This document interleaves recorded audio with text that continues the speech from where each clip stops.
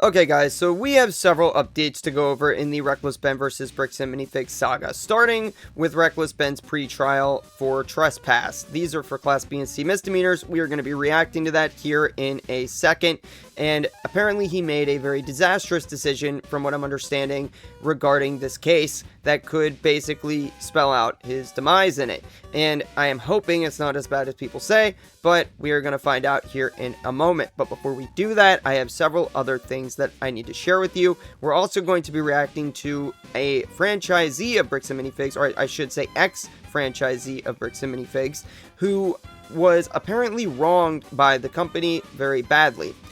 Very similar to what Crystal experienced, it seems. So we're going to be reacting to that afterwards. We also have Amon McNeff, the CEO of Bricks and Minifigs, and his brother, Matt McNeff, apparently suing their father, Dan McNeff. Now, I originally saw all of the lawsuit-related stuff posted by BJC Live Show, and she is apparently a corporate attorney, or was a corporate attorney, and I guess she's still an attorney, but she was breaking down all of this legal stuff that was going on between Amon, Matt, and their father. Basically, Amon and Matt tried to take control of Legally Mine. Now, if you don't know what Legally Mine is, although I'm sure most of you do, that is the company that Amon McNeff was the president of before being at Bricks and Minifigs, and it also turns out that their father, Dan McNeff, is the 79% majority owner of Legally Mine, and Amon and Matt tried to push Dan McNeff out of Legally Mine. They also tried to sue him to get a lot of money out of him, talking like millions of dollars out of him,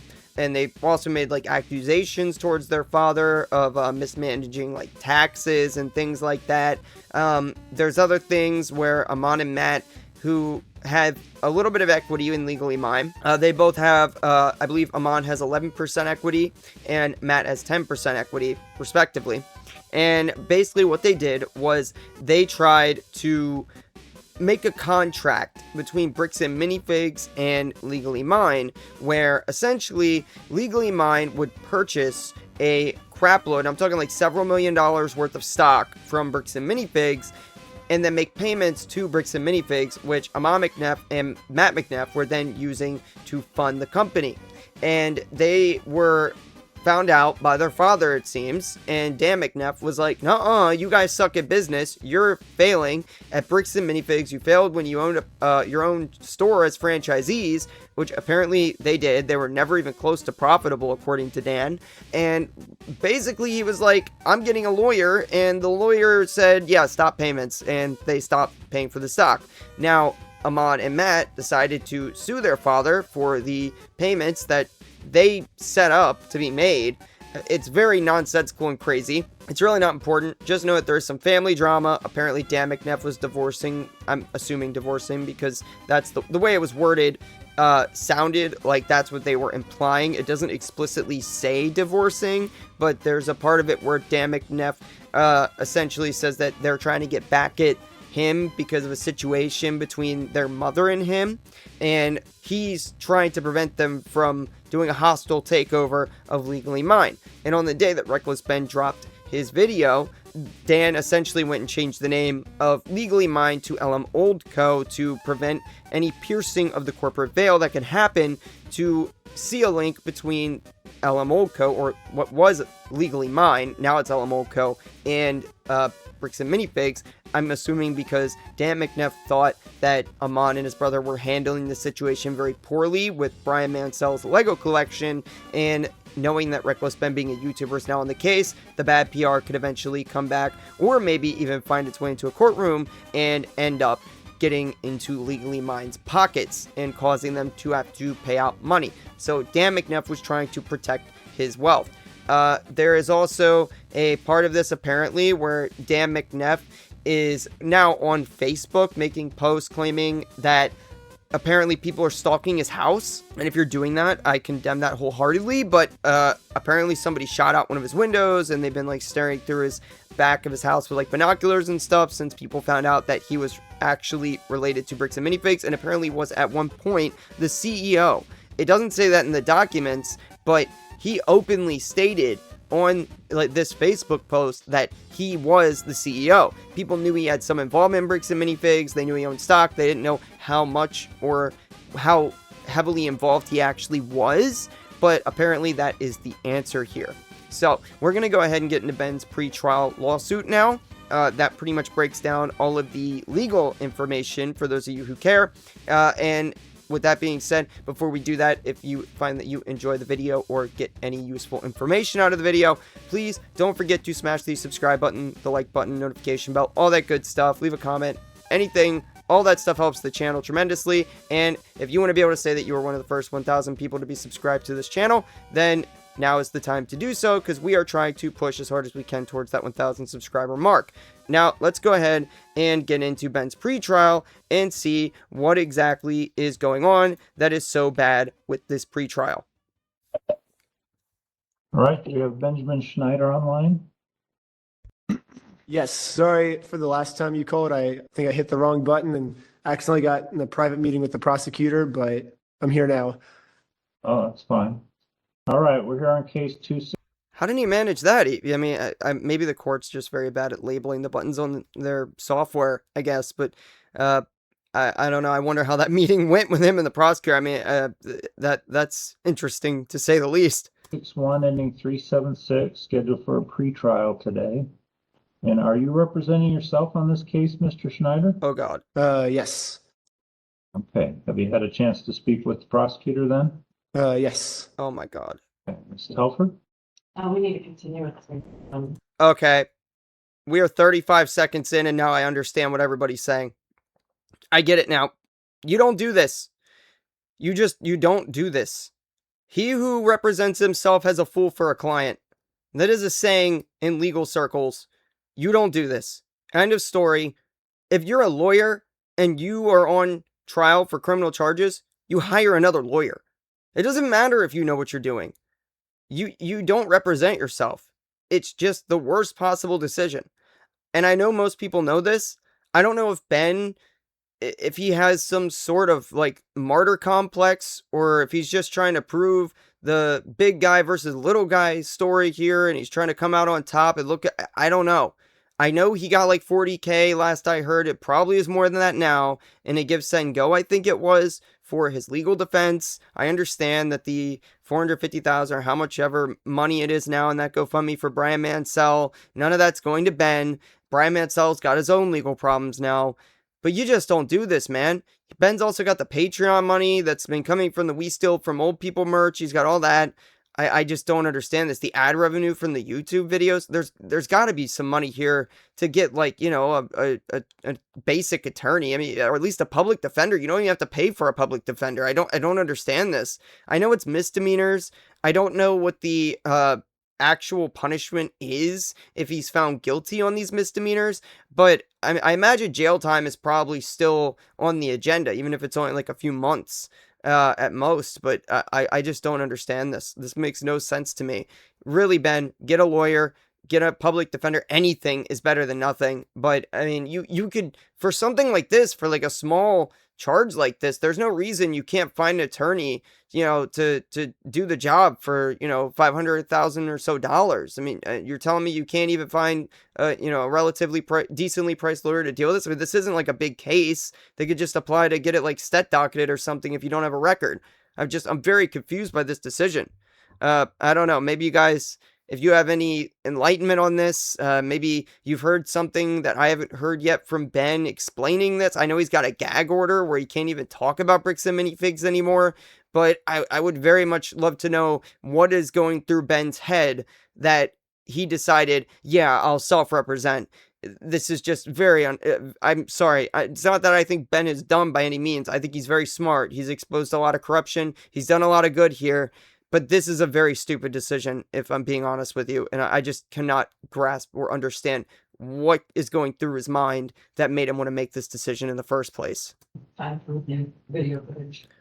I really actually, I just hope it's not just like content brain where he's thinking, oh, it'll be great YouTube content, because that's a terrible excuse to do this. Do you need time to do video footage? Yes, there's the defendant claims that he gave some video footage to officers, and so it's time to look at that. Okay. Does that work for you, Mr. Schneider? Yes. Okay. David. Oh my God. Does he think that the video footage is going to get him out of this? Okay, if he even fills out like one thing wrong on the paperwork to submit the evidence, I'm sure he filmed and documented everything. He's a YouTuber. It's all content for him. So I'm sure he did, just to prove like, hey, we didn't trespass or whatever. But you still, this is, even with the video footage, you should still get a lawyer. You're still most likely going to lose, even if you have video footage showing this. You fill out one wrong thing and that video footage evidence could get rejected from the court as evidence. You know, you got to make sure everything is done properly. That's why you need an attorney to do this for you that knows what they're doing. God, Ben, just get a lawyer, man. I can do, anything my back again? Where do you live, Mr. Schneider? Los Angeles. Okay.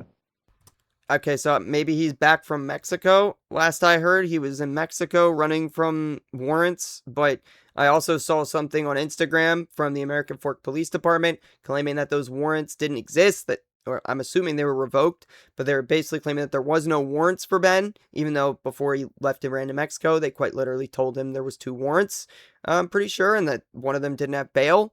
So I mean, if he really, fled the country or whatever, maybe he just went on vacation. He was making it look like he fled, or maybe he came back when he found out there was no warrants. Sounds like he might be back in Los Angeles now, though. But yeah, if you flee the country and you're deemed a flight risk, you're definitely going to get held without bail. You just don't do that. But yeah, hopefully, yeah, if he's back, maybe the judge will overlook the whole Mexico thing. I hope. And, maybe if he's back in Los Angeles, he actually attends all the court hearings and everything else. Since now there is no active warrants, he'll be okay. Because if there's no active warrants to arrest him and he's back in time for the court trials, then there should be no issue there. Going to be July 6th at 11. July 6th, 11 o'clock in the morning. Does that work for you? Yes. Okay. And you understand that's Utah time, right? Yes. Okay. And then, have you done your fingerprints yet? When I went to, I got arrested and did a fingerprint there. I don't know if that transfers over, but I've not done a fingerprint for this specific case, no. Okay, yeah, the fingerprints are linked to the case, so you need to go to your local police department, get a fingerprint card, and mail that into the court, okay? Okay. And can you get that done by the next court hearing? Okay. All right, that'll be the order then. Any questions for me, Mr. Schneider? No. Okay, thank you, sir. Thank you. Is that it? Yeah, we'll see you on July 6th. Okay, see you soon. Bye. Thanks.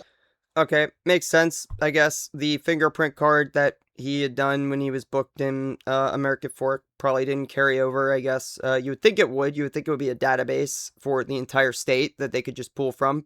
Fingerprints don't change, but usually, I guess that's just not how it works in Utah. So with that being said, let's go ahead now and move on to the franchisee that was allegedly omega wronged by Bricks and Minifigs. Obviously, Crystal was wronged apparently as well. There's a whole thing there. If you're interested, check out our last video where we dove into the CoffeeZilla situation. Apparently, there may have been some bad bookkeeping. I don't know. Apparently, there was also a response from her husband, basically trying to clear some of this up, I guess. I haven't seen the response yet. Maybe we'll cover that in the future. But for right now, I want to get into this guy because from what I understand, he got really, really wronged by Bricks and Minifigs. So the title of this video says Bricks and Minifigs left him $500K in debt. Previous owner speaks out. From Maddie Appleseed and The Last Relic. The Last Relic is the previous owner of this store that I believe is located somewhere in Florida. That means so let's go ahead and see what exactly happened. What Man Ammon and Bricks and Minifigs are doing is freaking terrible. Like what they did to me, like I never say it's unforgivable, but that's the word I want to use. It like they screwed me. They tried to ruin my life, and Josh and Brandon were a part of that. Because a lot of the guys involved in this Reckless Ben situation, you know them. He means Joshua and Brandon Best. I don't remember what Joshua's last name is, but apparently the two that hostile take over the store in Salem, Oregon that Crystal Gorman owned, that is who he's referring to, those two guys. Apparently, from what I'm understanding from the BJC live show video that I saw with the court paperwork, they actually were, I think, mentioned at some point in the video and were referred to as store rescuers or something like that, or maybe it was a different video I saw from her where she brought it up, but it was something about them supposedly rescuing failing Bricks and Minifig stores, which is like apparently the majority of Bricks and Minifig stores and corporate, because the whole company apparently was failing. I also saw something about the company not actually being worth $400 million according to filings. I saw this in a YouTube comment, so take this with a grain of salt, but from what they said, and I don't know how factual this is, they're worth like a fraction of that. According to the court documents that I saw, it almost seems like that could very likely be true. So I don't know how much money they really have to really be dragging out all of these lawsuits, but you would think that a company set up in the way that it is, where all the money in the company does float to the top, the 6% royalty fees, the rent paid by franchisee owners, the owners of the franchise having to purchase all of their own inventory, nothing really being helped by corporate. They're just sitting back and collecting money and allowing people to use the Bricks and Minifigs name. You would think that the corporate side of things would be rolling in money, but apparently that might not be the case, allegedly. Right. Yeah, I know all of them. Actually, this Monday, I just got a phone call from corporate. They were threatening me with a lawsuit about getting involved, and I'm like, you guys already took everything from me. What else can you do? Trust me, Brick. Oh my god, they're threatening to sue this man again. Oh my god. Bricks and Minifigs really loves their lawsuits, man. They really love suing people. Bricks and Minifigs. Makes sense, though, when you consider that they were in Legally Mine before this, which, by the way, I know people have said this before, but what Legally Mine was doing is debatably even legal. I mean, I don't think it is, in my opinion. It sounds like when I looked at the website, okay? I went to legallymine.com, I scrolled the website, and I took a look. And they're saying statements on there like, like a statement from a doctor, for example, that I don't even know if he's a real doctor, dentist, or whatever, because that's their target audience. They go to these conventions and seminars, and they're trying to sell these advice packages, I guess, to dentists and stuff like that, because they see them as the most litigated against group. Long story short, they put these supposed reviews up on the site where essentially they said, oh, my personal attorney didn't even tell me about all of this stuff. My accountant wasn't even this good, basically. From what I was reading, they're talking about helping you buy insurance and get around taxes and stuff like that, and protect your assets and everything. But then you scroll all the way to the bottom of the website, and it very clearly has a disclaimer at the bottom saying that Legally Mine is not a licensed attorney organization, and we cannot give you legal advice, and I doubt they're licensed accountants either. I don't know why they wouldn't have them on payroll. I guess the whole point of the company is to give legal and financial advice cheaper than lawyers or accountants would give you, because they're very expensive, and that does make sense, but you can't legally do that. So the Legally Mine, in my opinion, sounds like it might be illegal. That's my opinion. And apparently Dan McNeff also did get in trouble at one point for giving legal advice without a law license, so there is some evidence there, in my opinion, that Legally Mine and their entire operation is completely illegal, in my opinion. In my opinion, is freaking thieves in the night. Literally in the night. They literally flew over at night and closed down my location. And so then they left the lease with me, closed down the location, and then the property manager was like, hey, you owe us like 500 grand because you still have this many years left. What? Yeah, and I'm like, what the freak are you guys talking about? Yeah, imagine having no money. Is your wife a stay-at-home mom too? She's a stay-at-home mom. Yeah. Oh my gosh! Wow. Yeah, So it was a one-income family. This One is income stressful family, right yeah. here. Yeah. Wow. She's from South Korea. I'm from Brazil. And I told her, I'm like, hey, what's like your dream? And she's like, that doesn't exist in Korea. You work and you get a job, then you die. Yeah. I'm like, all right, if you never have to worry about money, what does that look like? She's like, oh, I want to be a mom. I'm like, all right, I'm not sure if we'll ever be rich, but I promise you, I'll put a roof over our head, food on a table, and clothes on our back, and promise you could be a mom. Awesome. And we even took money out of the house to invest in the store, like a month before I got contacted by Josh and Brandon, those bastards. Yeah. So you took equity out of your own house to invest Yeah. in this, didn't get any of it back. Didn't get any of it back. Nope. Jeez. Yeah. Freaking sucks, right? Good So- God. It's been a year since they closed it down. And it's been a little bit over a year and a half since I've had ownership of the store. So did you close it down or did corporate close it down? Oh no, corporate closed it down. It's a wild story. Okay, so when I came on, Josh and Brandon didn't exist, right? They were not part of Bricks and Minifigs. Apparently, in 2023, they bought a store, and I guess they rescued a store, and they labeled themselves as these like store rescuers. At least that's what the owners told me. Yeah, that's what I heard in the files and stuff that I saw, that they labeled themselves as like store rescuers. That's why I brought it up earlier. Yeah, that's crazy though. They came after him for 500K. I want to get more details on that, but I'm sure he'll elaborate. But that is wild. That like the amount of money that you have to put in to run a Bricks and Minifigs store with the like super high likelihood that it's just gonna fail anyway is absurd. You buy your way into this company. It's really set up a lot like an MLM, in my opinion, where the company, it's a multi-level marketing scheme where it's set up to be, you buy your way in and the people at the top collect that money and the people above them collect that money. So basically, other than their normal employees, I guess, who are working for, peanuts anyway, apparently, you're basically just out money no matter what. Because it's not like these franchisees, from what I'm understanding, are like making anything other than what they could sell. So most of them are like losing money here. So I just don't understand why anybody would actually want to invest in this type of business. That they would go in, if a store was struggling, they would either present some sort of plan or buy the store from them, build it up in the community, get it very profitable, and then either it was going to be part of their little collection of stores or they would sell it back. They were employees of Bricks and Minifigs. And Josh, I know, had an office in corporate, I think. They worked for corporate. I was the only person to ever buy a location that was already existing, right? Before I used to work at GNC, and then I would take stores that were in the red and put them back into the black, and then just fix up the location, train the managers, whatever. And then later on when I was in Florida, I had an opportunity to buy this Lego store, it was a terrible store. It was in a mall, Wiregrass Mall, Wesley Chapel. Like before we moved here to Florida, I held down 4 jobs at one time. But then, first baby came and you can't really do that. And Nick, as you can see, my store was freaking awesome. Better. Yeah, it does seem so, but I'm also wondering if you were helping failing GNCs and stuff like that. For those of you who don't know what GNC is, it's a supplement store basically where they sell like protein powder and supplements, stuff like that. They're all over the place.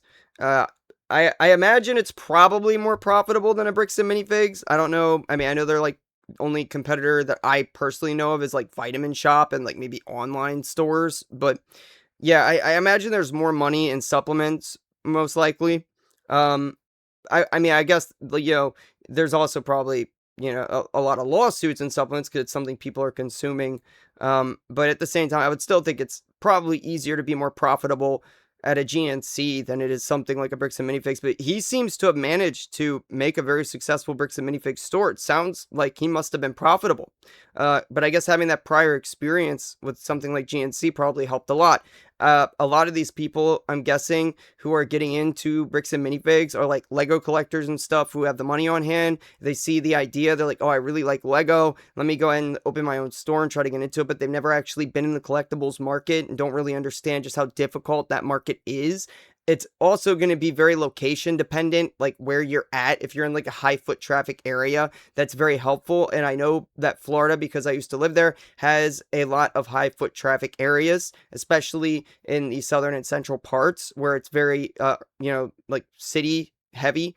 There's a lot of good areas with a lot of people that have a lot of money and a lot of children with rich parents that would be more than willing to come in and spend money on expensive Lego sets for their kids, as well as collectors that would probably be in the area. I imagine it's definitely a good location, probably better than some place maybe than like Salem, Oregon, I guess, to open a Bricks and Minifigs and operate successfully.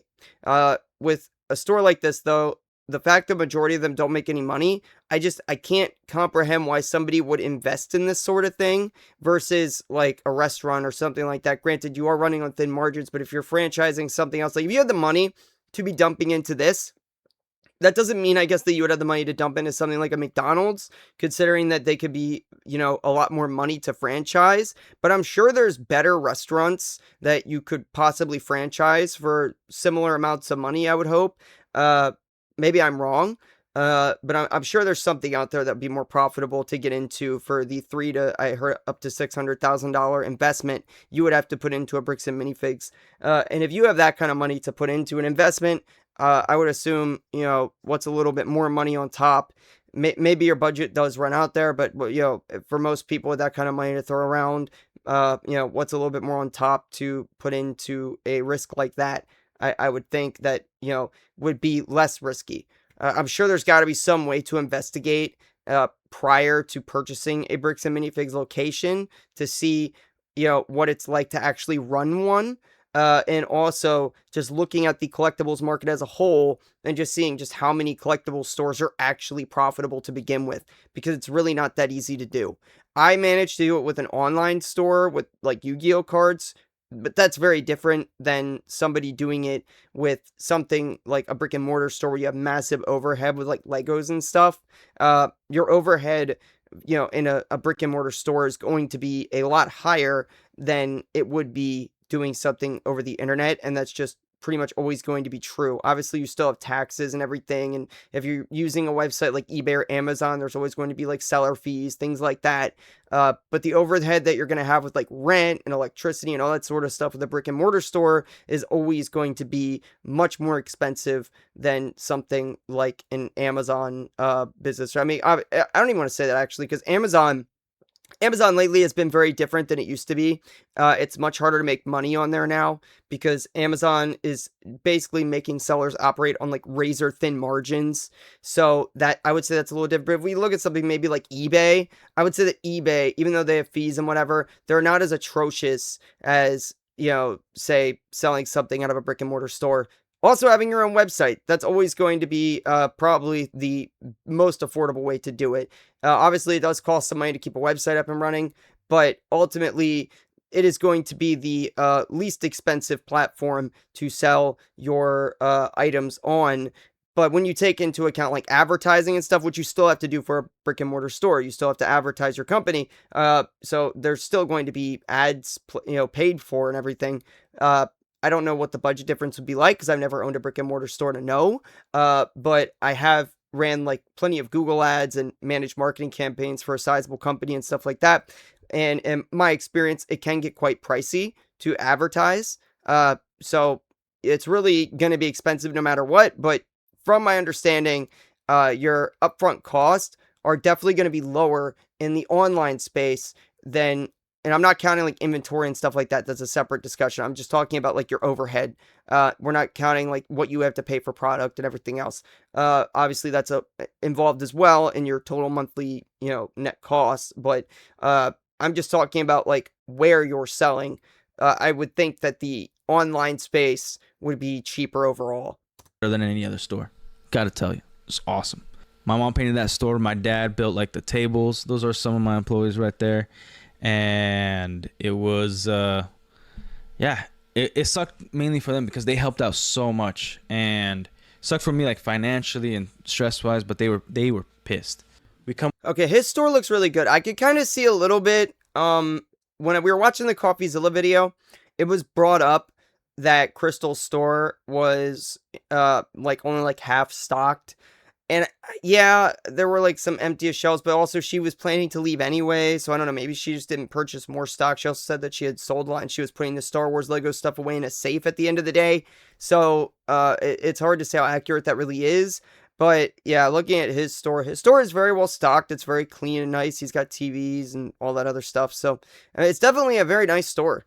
Come up with an agreement where they sell me for a certain price, and then I'll start paying them like after I take it over, like, and it was gonna be a monthly payment. But they decided for some reason to never take my payments. And I was like, all right, just let me know. Just put it with the royalty payments. I want to bring on an investor for marketing and whatnot. And they were not cool with it, pretty much. They're like, you can't just throw money at the situation. I'm like, literally, that's all we need is just marketing. But then, okay, yeah, see, marketing. Marketing is everything in the business world. If you can't market, you're not going to get your product out there to sell it.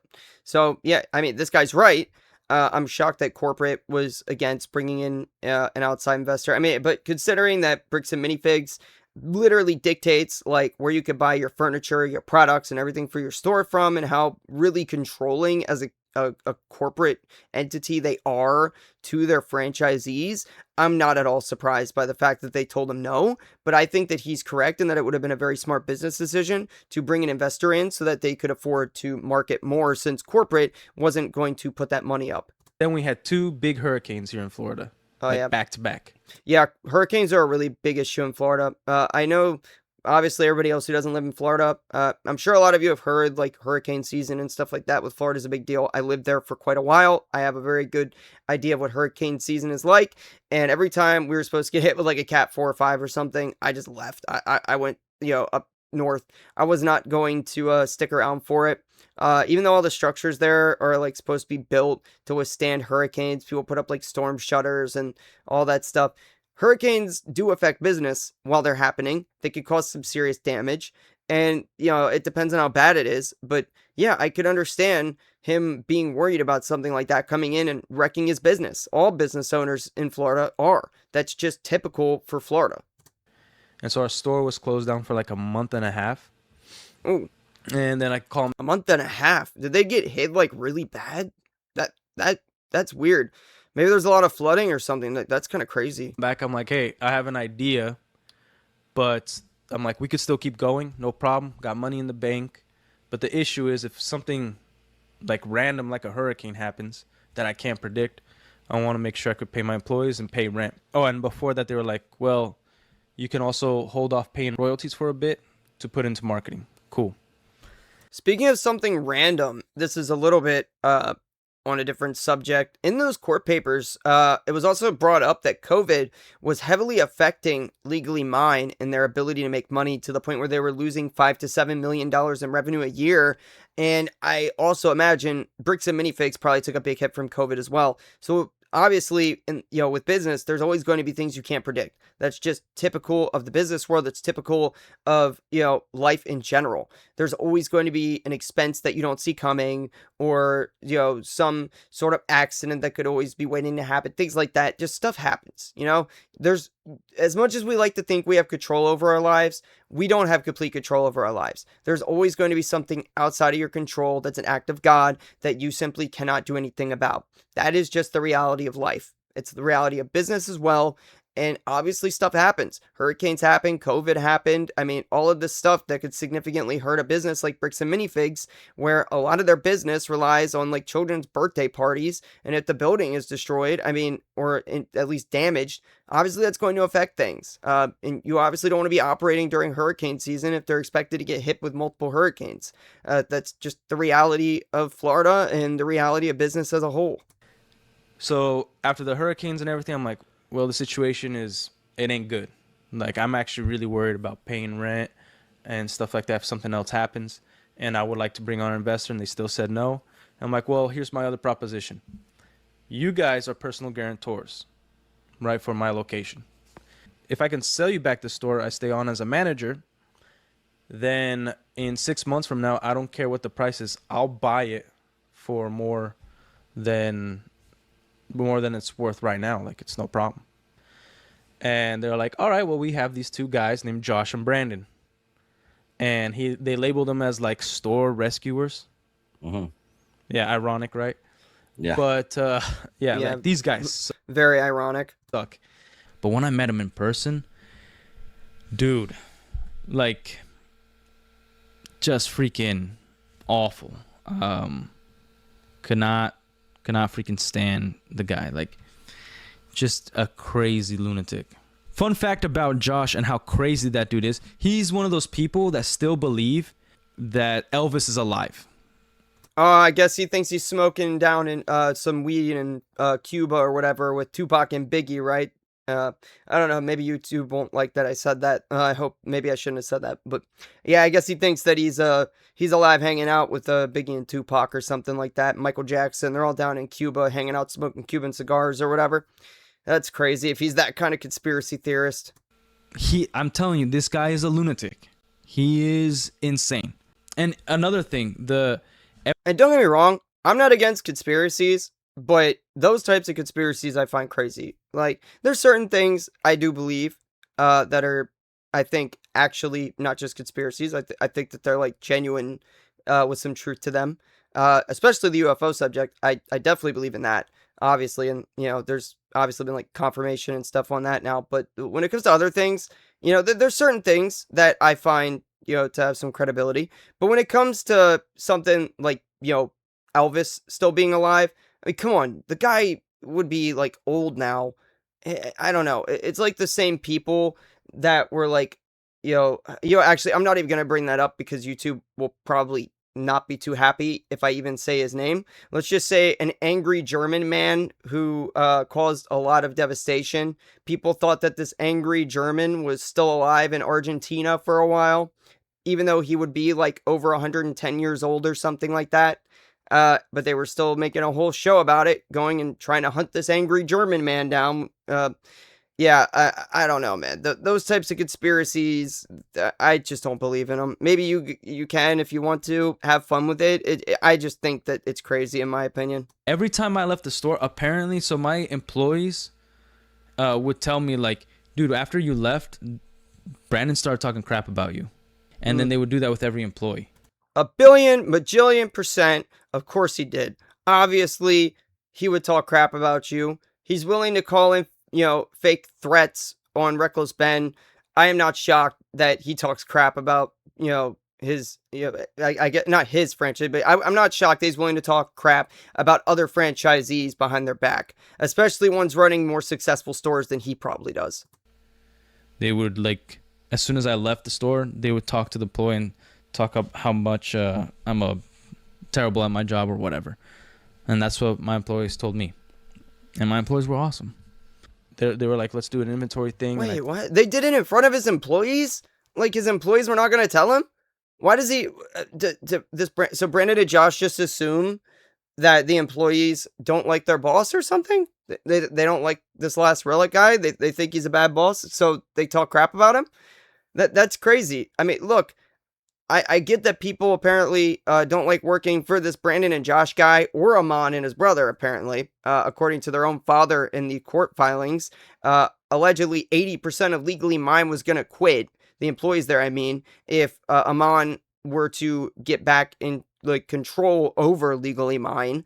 So I'm not surprised at all. All seem to be cut of the same ilk. So I'm really not shocked. And from what I've seen of Brandon Brandon and Josh, yeah, I can see why people probably wouldn't like them, and they probably know that. They probably figure that the employees don't like them, that they've had working for them in the past, and they probably think that everyone's just like they are, so they think that they're not going to go back and tell you about it, or maybe they wanted the employees to tell you about it. Who knows? I mean, I don't know. These guys are just despicable. Do the inventory like 4 or 5 times, and then Brandon comes in and then he's like, I can't talk about certain things until you get a certain letter. And I'm like, all right, I'm waiting a few days. And then I'm like, hey man, I'm kind of feel like I'm being jerked around. Like, what's the sale? Like, what's the inventory count? He's like, oh, it matches your inventory completely. I'm like, okay, that sounds great. I'll get like possibly, I was thinking like 120,000 out of it. I wasn't expecting much. I'm like, I'm not selling you the furniture or any of that stuff because like the goodwill parts of things. So then I get this letter from their lawyers. That's like, we're terminating your contract. This is the amount we're like putting $70,000 in fines on you and all this stuff. And it apparently equaled out to my inventory count. And they just said like, you violated paying rent, which I never did. Like I always paid rent on time. you violated paying royalties. I'm like, your accountants agreed on that, and you guys, the owners, agreed on it. And by the way, a lot of people don't know Matt and Ammon, the CEO and the COO, they're the owners as well. So Josh and Brandon are like tools, basically. Yeah, they're tools, Yeah. like in every sense of the word. Yeah. Mainly Josh for sure. Like that's just a despicable human. He's insane. He did the same stuff to that lady. He basically kicked that lady out of that store Oh yeah. when she was I don't know how many stores they got, but they talked to me about the Oregon stores, and he's like, oh yeah, there's one store we took over that like they always had some sort of heroin story with them. So did you deal? Yeah, just like they did the Reckless Ben, where they said that Reckless Ben and his friend had heroin in the car. Yeah, I'm not surprised at all by that statement. These guys just really seem like the worst types of humans. with the CEO very much, or was it mainly Josh and Brandon? So when I came on, they had less than 50 stores. They like now they have 300. So have you heard these kind of stories happening with other owners and corporate being like this? I heard, but at this point, like while I'm still in there, I'm thinking like, no, these guys are nice guys. Like I know them. Like I even played Halo with these guys, like the owners, right? Like I thought like, oh, you know, everybody's solid people, whatever. The owners weren't taking my phone calls at that point. So one thing I've learned throughout life, just because you play video games with somebody doesn't mean that they're great people. But I mean, it sounds like maybe these owners. I'm not sure he's referred to. I don't think he's referring to Brandon Josh here, but those two, definitely not. I'm quite interested in why they always go to this heroin thing. Maybe they're projecting. You know, maybe it's just projection on their part, and they actually have some kind of problem. It's just a theory. I'm not saying they actually do, but it's just very weird how they always default to this heroin thing. So you think like after all this bullcrap, I'd leave? But no, I contacted my lawyers, contacted people I know, and they're like, hey, play nice, play ball. Just follow the rules and you'll be good. But dishonest people don't work that way. No. Like my wife was pregnant, you know, got the store taken away from me. I'm still working at the store making freaking nothing. Can't even buy toilet paper to wipe my butt. And they're still telling me like, hey, we're going to make you a manager. For like 6 months, we barely had anybody. Like anybody. Like I've never, like we had days where nobody came in when Josh and Brandon took over. We never had that before, ever. We had like days where like we had a few people come in only, but we never had like just complete emptiness, man. It freaking sucked. So much for being store rescuers. Sounds like they're really doing more to destroy the store than rescue it. It doesn't sound like they're very good at their jobs, honestly. Anyways, I'm thinking I'm still going to be manager, whatever. My lawyers are telling me play ball. And then they hire this guy named Carl, and they just show up at the store and be like, oh yeah, this is the new manager. Oh, also, I find it ridiculous that after all this and they take over, he doesn't even have money to buy toilet paper. That's crazy. That Bricks and Minifigs treats people like franchisees, stuff like that. They treat their employees and franchisees like this, where they pay them like nothing. I can't understand. I know a lot of businesses, though, employees working for them sometimes don't make a whole lot of money, and that seems to be like the majority of jobs that are out there. But this guy, most people, you need to make an actual wage to live. You don't work to work. You do it because you want to eat. Like I don't make, I don't go to work and I don't work on these videos with the expectation that I'm never going to ever get anything for putting the effort in to make said content or to go to work and put the work in. And that's everybody who makes content or anything like that. Obviously, I'm not like monetized right at the moment, but at some point I would hope that maybe I could get some sort of compensation out of the system for my time, from YouTube specifically, because, ultimately, providing entertainment for you guys and putting out stuff onto the platform that YouTube would, profit off of. So if YouTube's making a profit off of me, I would also like to be able to get some money back. And it's the same situation with the Bricks and Minifigs franchises. The corporate of Bricks and Minifigs is making money off of the people running their stores they should be paying the people doing the work at those stores adequate money, even, in this sort of situation. If he's working as an employee or whatever's going on here, I'm not sure. I'm 100% understanding what position he was in while this was happening, since Brandon and Josh took over. But they should still, if he is going to be managing or taking over again later, whatever, be treating the Last Relic with some sort of financial stability. It's just very weird that this is how they treat their employees, because it seems like their franchisees just don't make money to begin with. And, people have families. People got to eat. You can't eat, thank yous and stuff like that. You got to actually get paid. So I'm just completely dumbfounded with how this business even operates like this, where they're just taking money from people that are working for them and really not giving much back.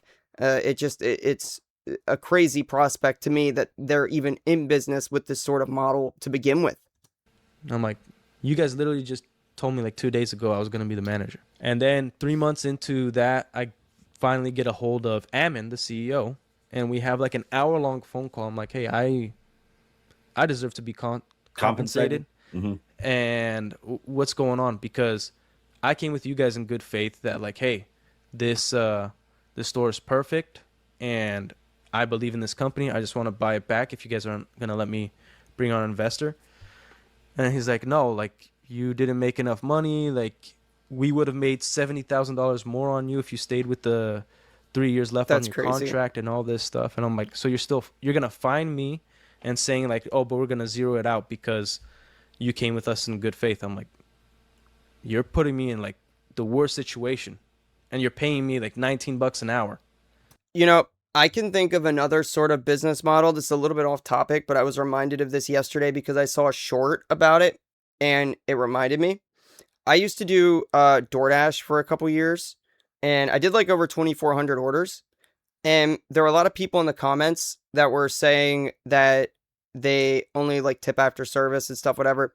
The problem with DoorDash is, for example, obviously I don't do it anymore, but the issue with that is that the reason people, like drivers, don't take orders on DoorDash that don't have tips is because DoorDash as a company, you might think, oh, I'm paying so much in fees that, the drivers should be getting those fees. The drivers don't get those fees. The drivers get $2 no matter what, and that's how it's been for forever. It's never changed. So it doesn't matter how far your order's going, where they're picking up from, whatever. You could be going to pick up from a restaurant and drive it 20 miles, DoorDash will still only pay you $2. The rest of that is subsidized by the tip. But the driver is still putting in a bunch of money, and DoorDash will find ways to essentially, in my opinion, blackmail drivers into taking those orders. For example, there's something called acceptance rate with DoorDash, where if you get below a certain point, they just try to stop sending you orders altogether, and they want you to get over 80% acceptance rate to reach something called like platinum tier or whatever. And the problem with that is you have to take a lot of orders that you would lose money on doing. So they're essentially wanting you to lose money because obviously your car gets wore down, you're putting money in gas, your time, everything else, your labor, whatever. All of that does cost the driver some sort of money. There is something being put in, and they're 1099 contractors. They're not, working for the restaurant or whatever. They're not even working for DoorDash. They're not back there making your food. They're just picking up the sealed bag from the restaurant and they're dropping it off. Everything is falling on the driver. So sort of like these franchisees, all the responsibility lands on the driver, and the drivers most of the time are getting screwed because the company is trying to get them to work for free. And that sounds a lot like, and essentially by doing that, you're giving money to the company because the company is profiting off of you working for free. They don't care if you get paid or not. They just care that the order gets delivered. And they also really could care less, which is about the drivers themselves, because they think they could just get new drivers, which is why drivers will only take orders with tips, because DoorDash refuses to pay. So DoorDash has now made a system where the company is making it so that the customers have to subsidize the payment for the drivers. It's a very similar situation with these franchisees, where Bricks and Minifigs is essentially making it so that all the responsibility is falling on the franchisee, all the financial responsibility, everything else. They're not providing any assistance at all. Apparently, franchisees were calling and complaining to Dan, their father, that when Amon and his brother took over the company, they were not coming and assisting any of the franchisees to help and get their stores going the right way. So long story short, they're basically making no money. They were losing money into the business, and the customers were essentially the ones expected to fully subsidize the work of these franchisees and employees by buying the Legos. But obviously, with poor location, poor marketing, and an overall poor business model, it's very hard to make a profit at all in the first place by selling these Legos. And if you're not making a profit, that means all the responsibility is just falling on the franchisee. So they're just bleeding out money trying to pay their employees, keep inventory stock, keep the store alive in the first place, which is typical with, like, if you're running your own business and stuff, that could happen for a few years. You might not be profitable for quite a while. That's normal. But in the case of something like Bricks and Minifigs, where you're never profitable and corporate is just sitting back and collecting 6% royalty fees off all your sales, then it comes down to essentially the franchisee getting screwed and just bleeding money for the sake of corporate to make a bunch of money by doing nothing, essentially, except allowing you to use a trademark name, which you could have easily done probably for maybe even less money, found a cheaper supplier, a cheaper location in a better area, maybe, who knows. You could have shopped around and maybe even came up with your own name and started your own Lego or collectibles business and had better chances at being profitable than working for Bricks and Minifigs, from what it sounds like. And it's just very interesting to me how many companies seem to operate on this model where they expect the customer to fully subsidize the people working below corporate as their employees and everything else, which, don't get me wrong, as a franchisee with most companies, your responsibility is to try to make money for the company. But at some point, having corporate, the long-standing brand with all their standards and everything else, if you're struggling, if they brought you on as a franchisee to begin with, you would think that they would at least do something to step in to help you become profitable and maybe put up some money to help stop the store from failing if it needs it. But obviously, that seems to be too much responsibility for Amon and Bricks and Minifigs corporate. Which, like, I can't, and I have 3 kids and a wife. Like, I can't live off that. Oh, and by the way, twice they tried to fire me, accusing me that I stole Legos from the store. What is with these people in accusing others of stealing Legos? I mean, and it's pretty clearly was some of these Legos that belonged to Brian that were still in the store that they didn't give back. I think I'm legally clear to say they stole the Legos, in my opinion. I'll just say in my opinion, because I don't want to get sued, because they're suing everybody, apparently. They're just sue happy over here. But I will say, I think that Bricks and Minifigs did steal Brian's Legos. So it's very interesting how I've heard so many cases now. They think that Crystal also stole Legos, apparently, too, according to Bricks and Minifigs. It's very interesting how they like to accuse all their franchisees of stealing Legos. It's shocking to me. There was another employee's video I saw the other day where apparently he was working as an employee at Bricks and Minifigs, 2 different locations, and at the second location, they accused him of stealing Legos. I don't know what's with this store and accusing their own employees of stealing Legos and their own franchisees. It's just astounding to me. With no evidence, I'm guessing. Josh did, yeah. Yeah, the employee, by the way, he had receipts for the Legos. So what happened with that other guy, he sold Legos online, and allegedly the store accused him of stealing a particular Lego set that another employee at the store said he thought was really cool, he wanted really bad. And this guy that sells stuff online happened to have the same Lego set listed on his website and his eBay store or whatever. And they saw it listed on there. And he showed them, like, look, I have a receipt. I legitimately bought these Legos. I didn't steal it. So, yeah, very crazy. He proved it, and they still fired him. And they still accused him. They tried to get him to sign some non-compete agreement and all this stuff. Very crazy what they tried to do. I don't know. Bricks and Minifigs really just seems to love accusing people of stealing Legos. No evidence. You know what I mean? And basically took, like, what? Like 120 grand from you? That would be 120 grand that would go into my pocket. But, like, the store was worth much more than that. And I told them, I'm like, I came with you to you guys in good faith because I know the law. I could have just filed bankruptcy, liquidated the entire store, put a ton of money in my pocket, and was like, hey, screw you guys. Like, the store's closed now. And what are you going to do? I already filed bankruptcy. I ran out of money at this point. My lawyers were like, we can't keep representing you or can't continue if you don't pay up. And I'm like, try to, like, work a deal with them. And they said no. I'm like, can we just do something like if we win in court, we split it 50-50, or or whatever it was, but they said no. And I'm like, all right, fine. And I'll tell you why I don't have any legal representation today. Because it gets worse. Are you glad that Reckless Ben video went viral exposing Bam? Yeah, I'm super happy about it. It really sucks that he couldn't convince his lawyers to represent him just because he was so screwed on cash. That's sad, man. That's really sad.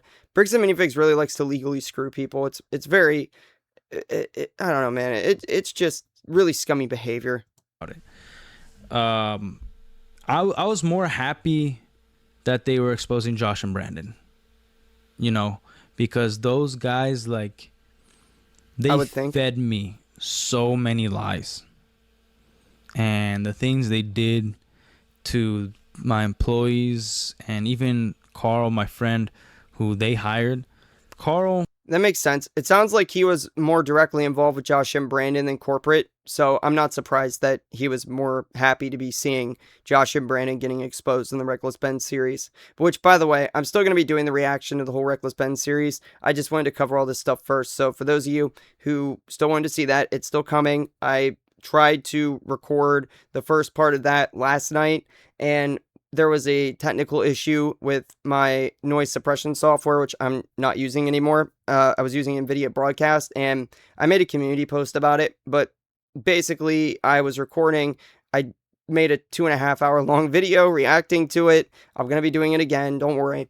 But what happened was I went back into my editing software after we were done, and I looked through it to find out that there was this weird audio glitch every couple of minutes, which I decided to try and find out what was causing that. I don't know, it seems to be like a new thing that started after some update that NVIDIA Broadcast did. It used to do it very rarely, but now it's doing it like way more frequently. So from what I'm understanding, my microphone is too high quality for NVIDIA Broadcast, and unless I want to go in and manually lower the quality of my microphone to match the NVIDIA Broadcast output, it's just going to keep doing this glitching noise. So I've just made the decision to just not use it and just hope that if there's weird background noise or whatever, hopefully it doesn't get picked up. I don't know. And if it does, I'm sorry. 72-year-old guy who really became one of the boys, you know, love that guy. And he was gun-ho. I would give him ideas. We'd bounce ideas off each other. Like, how do we get people in? You know, maybe we could do some sort of like event. Maybe we could like see if there's parades going on and then just give out Lego, whatever it is. Josh and Brandon were like, yeah, we're going to give you a budget and everything. And then like for 7 months, they wouldn't help him out. He had to fight for any penny so that he could do something. Like, they wouldn't give him any room to breathe. So then at one point, we were all just like kind of sitting there like, what do we do? We're not in charge of marketing. We've asked them to post on social media. We've asked them to market. We've asked them for room so that we can go and drive and make deals with other people and answer the emails, but they weren't helping us out at all. They were just sabotaging the location so they could close down and then screw me over. And also not even give everybody else time to look for another job. Then I get a call somewhere around May, and at 7 a.m. and Carl's like, hey, they're shutting down the store. I'm like, what are you talking about? Like, well, 3 guys from corporate flew out overnight, and they're just tossing things in a U-Haul, shutting the place down. Okay.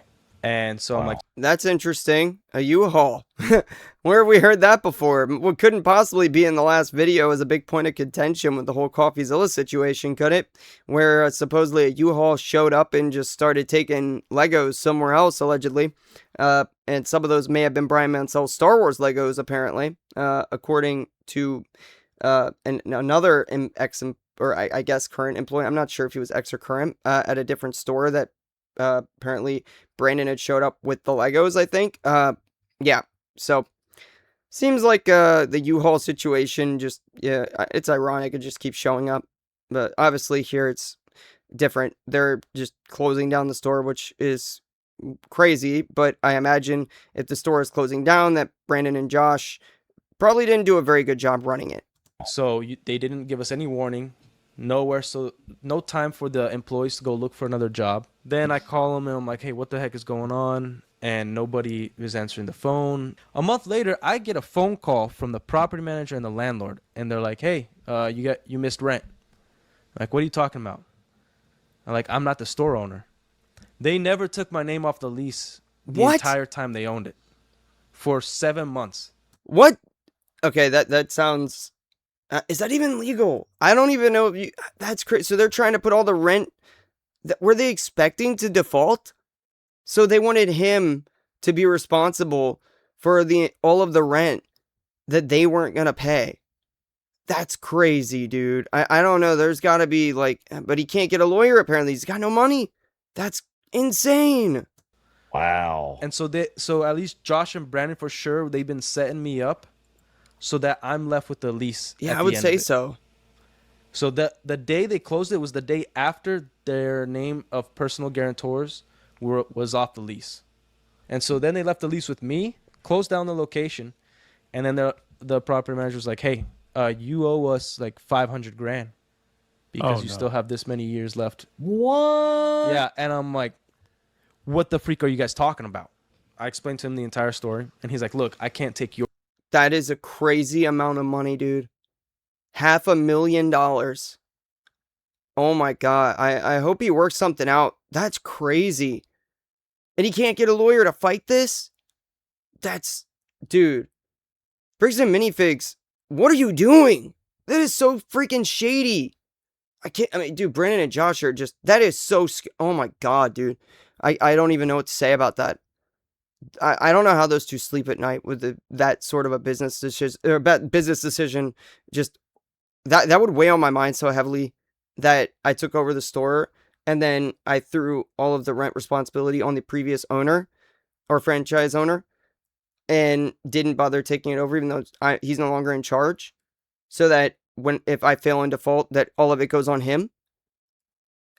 Dude, corporate should have been contacted. They should have taken that up. They should have paid out that $500,000 because that's messed up. They sent those two down. That should be corporate's responsibility for those two screwing up here. That should not be falling on him. Your side or theirs. The only thing I could tell you is that when you were the owner, I had no problems. You paid rent on time. You were always honest with me. You did everything to the T. And since they took over, they've always been a problem. So do this. Why don't you just go clean the store up? Consider us even. Because you've always been honest. And I'm like, literally because I've been an honest person, I was able to get out of that.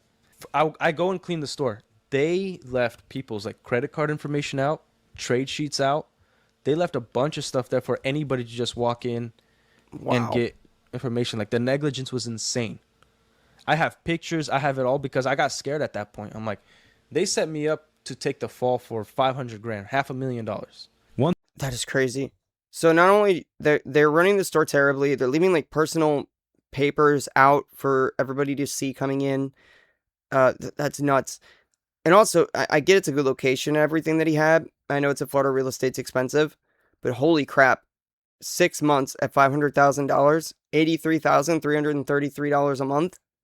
That is some crazy cost for rent to run that location.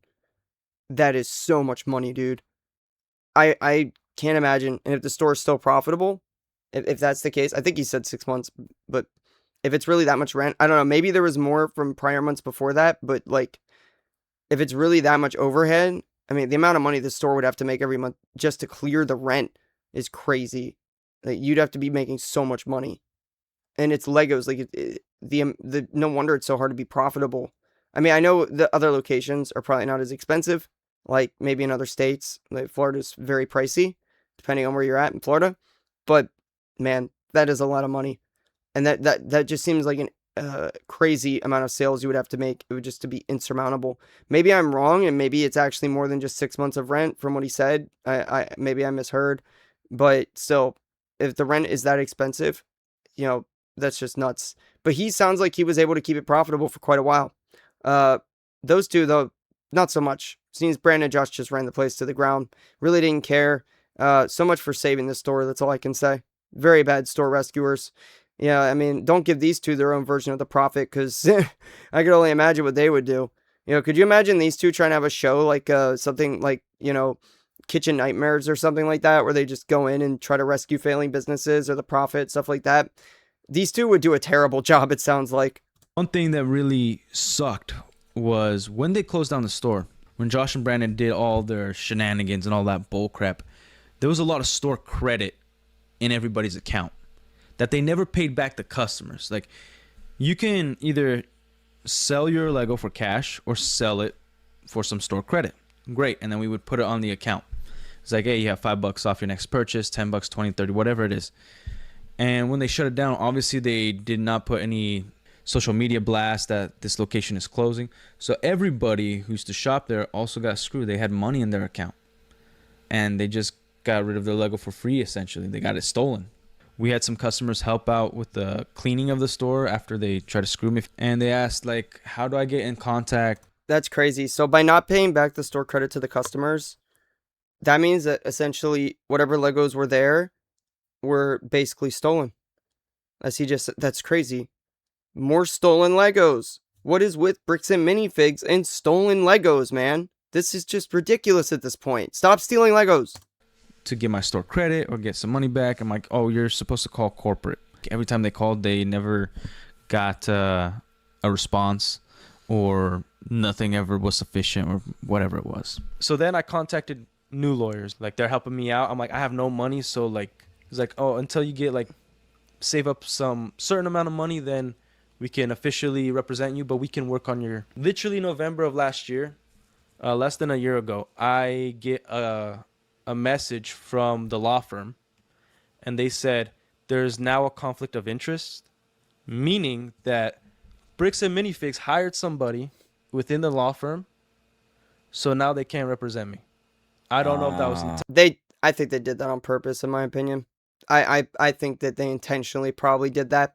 He may not be sure about it, but with the way that they go about things and the way Legally Mine operates, everything else, I feel like, in my opinion, that is something they would totally do on purpose. What are the odds they go to the same law firm? That's just crazy. And they know they have the money to pay and that he doesn't. So that's just wild.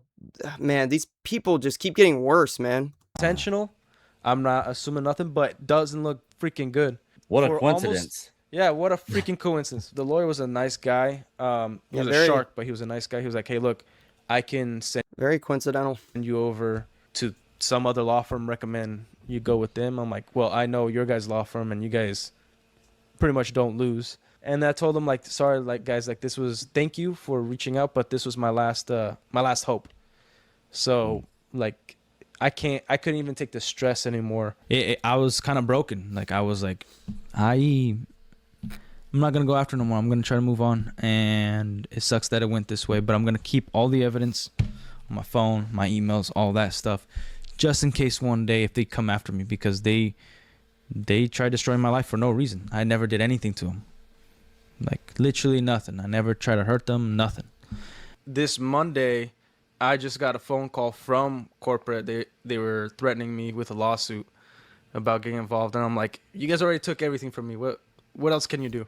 I talked to... You can't squeeze water from a stone, my friend. Unbelievable. I won't say who I talked to, but I talked to one of them. Somebody corporate? It was either the CFO or the COO. And I told them, like, you try to leave me like $500,000 in debt. I'm like, I don't care if you thought I was a bad businessman, a bad store owner. I came with you in good faith. I left a perfect store for you, and you did everything that you guys did, you did to me. Because this person said, I consider you a friend. I'm like, your friends must suck because the way you treat them is terrible. Yeah. Yeah. I've never had a friend try to leave me $500,000 in debt. I'll tell you that. You're one of the owners of the company. Yeah, I can't say I have either. I did have a friend at one point approach me about trying to franchise a McDonald's, and he was very persistent, and I was not interested. I don't even eat at McDonald's, so I have no interest in franchising something I don't even eat at. But he was very persistent about it. He really wanted me to try to get like $250,000 to put towards franchising McDonald's. And supposedly he was going to come up with the other half of the money. And I'm just like, man, I'm good. That's just, no, I really don't want to do that. Because I had a feeling that somehow the only reason he wanted me involved was to foot costs and I would somehow get screwed. I don't know. I wasn't like super good friends with this guy. So I just had a bad feeling that he mainly just wanted me to be in there to like financially subsidize it. And I just was not interested. And nor did I have the money on hand. But he wanted me to like go asking my family and stuff for it. And I was just not interested in that idea at all. Company, if you don't know that, that's even worse. Yeah. Because that pissed me off. Like, I don't care. And I can't even trust you to say that you know or you didn't know. And then I was like, and I'll tell you this as advice of somebody who used to be your friend: get rid of Josh and Brandon. Like Josh and Brandon did all this stuff to me, and whether Matt and Ammon knew, or like, which I doubt, like means nothing to me because like you guys didn't defend me either way. And then on Tuesday, I'm not saying it was because of me, like definitely because of them and their actions. But Tuesday, like they gave me a call and I'm like, hey, we're no longer working with Josh and Brandon. I'm like, oh, cool. Why are you calling me? They were like, oh, I just thought you would like to know. And they kept asking me, is there anything we can do to like make this up to you or whatever? I'm like, send me a check of 500 grand. If you had a GoFundMe and were able to raise funds to reopen a case against the evil twins and the villain, would you? They're not going to do that. I cannot see them doing that. They won't even pay back Brian Mansell. Allegedly, and initially it was 200 grand. Now allegedly it's like the difference between a total of 107 grand, something like 70 or 40 grand, something like. I don't know what the number was. I'd have to go back and look. I've done forgot, but they wouldn't even pay that out to make Brian Mansell whole. It might have been like 80K. I don't know, but they didn't want to fix it, so they're definitely not giving you $500,000. I just can't see that happening. I can't imagine the emotional toll of all this. Even though they should, because they're fully responsible. I don't think I would, honestly. I think it all depends on how this pans out, because the reason I say I wouldn't is because I have a family to think about, man. Like, from what I could tell, they're trying to throw this dude in jail just for speaking the truth. Yeah. And they're opening up a RICO case. The FBI is involved. Like, that's 15 to 20 years in jail. In my opinion, if anybody should have a RICO case opened up against them, it should be Bricks and Minifigs and Amon specifically. But that's just my opinion, especially with the American Fork Police Department.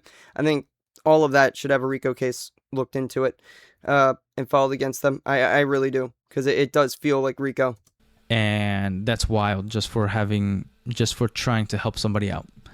I don't know what they would do to me, because these are obviously dishonest people.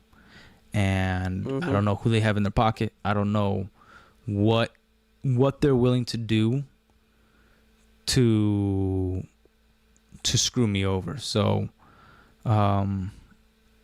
apparently anything. I can only imagine what they would do now. Apparently they're already threatening to sue you, but man, I mean, they already left you 500K in the hole and ruined your store. Everything else took it out from under you. I just can't imagine what else they could possibly do to make your life even more miserable, but I'm sure that they would figure ways to do it. If this is what they're like when you're supposedly still on their good side, I can only imagine what they'll do to you if you're on your bad side. I mean, we see what's happening with Reckless Ben, so I mean, this is just disturbing. Yeah, like, I can't sit around and watch an innocent man get screwed over. But when it comes to me, I think I could take the punches, you know. So I don't know if that answers it properly. Like, I don't want to say I'm spineless, but, you know, I do have a family to think about. I will definitely keep telling the story here, you know, but when I 100% get it. You got to look out for your family. 100%. That makes sense. It comes to, I don't have the money to fight.